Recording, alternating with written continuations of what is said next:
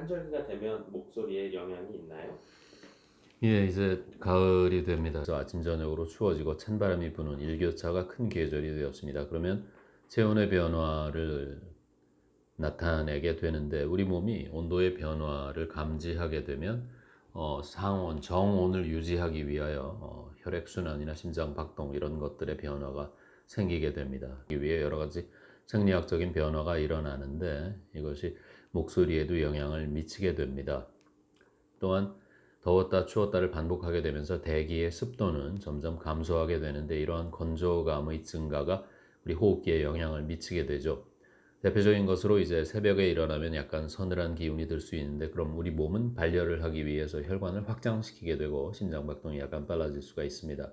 이런 것들이 구체적으로 이비인후과 쪽에서는 코막힘을 유발하게 되는데 즉 새벽에 코가 약간 훌쩍거리고 막히게 되면서 자기도 모르게 입을 벌리고 자게 되는 경우가 있고요. 아침에 일어났을 때 평소보다 목이 좀 건조하고 칼칼하다고 느끼신다면 이것은 환절기의 일교차에 의해서 내가 새벽녘에 입을 벌리고 자게 될 가능성이 있고 또한 방 자체의 습도도 건조해지기 때문에 그 공기를 자는 동안 호흡을 하니까 목이 칼칼함을 느끼게 되어 아침에 일어났을 때 목이 잠기고 목을 가다듬고 싶은 그런 목의 증상으로 나타나게 됩니다. 또한 코가 막혀 있게 되면은 코 안에서의 공명이 떨어지는 과소비성이 되기 때문에 답답한 소리, 막힌 소리, 그리고 코맹령이 소리, 즉 남들이 얘기하는 감기 걸린 목소리가 될 수 있다는 거죠. 즉 허스키한 것뿐만 아니라 공명의 저하에 의한 목소리의 변화도 올 수가 있다. 이렇게 보면 됩니다. 또한 감기가 걸릴 기회가 늘어나게 되는데 왜 그러냐 하면 감기를 일으키는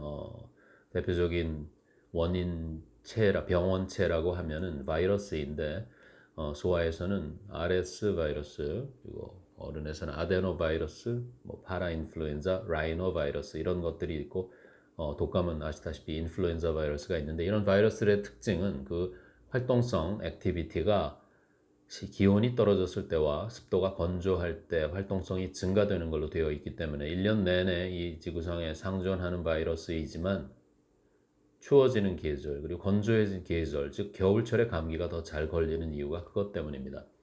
따라서 우리가 이때 면역이 잘 유지되고 있다고 한다면 그 바이러스에 노출되더라도 감기에 걸리지 않겠지만 피곤하거나 잠을 못 잤거나 여러 가지 스트레스나 이유에 의해서 내 면역이 저하된 상태라면 감기에 잘 걸릴 수 있는데 감기는 아시다시피 호흡기 질환이니까 콧물 나고 콧물이 끈끈해져서 목으로 넘어가 후비루가 목을 자극하고 목이 붓고 염증이 생겨 열이 나니까 점막이 건조해지고 성대가 건조해지면 맑은 소리가 안 나고 가래가 빨리 붙고 목을 가다듬게 되고 음정은 떨어지고 여러 가지 도미노스로 듯이 호흡기 질환은 코에서 시작해서 기관지까지 내려갈 수 있는 그 가능성은 언제든지 있습니다. 따라서 환절기에 면역을 증강시켜서 감기에 걸리지 않는 것도 하나의 예방책이 될 수 있겠습니다.